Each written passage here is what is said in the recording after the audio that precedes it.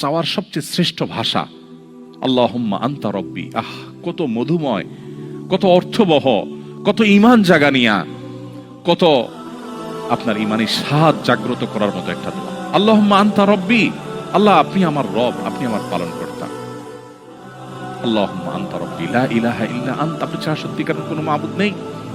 ওয়া আনা আবদুক ওয়া আনা আলা আহদিকা ওয়া ওয়া'দিকা মাসতাতা'তু, আমি আপনার গোলাম, আপনার সঙ্গে আমার ওয়াদা রক্ষা করার আমি চেষ্টা করি, মাসতাতা'তু, যতটুকু সম্ভব হয়।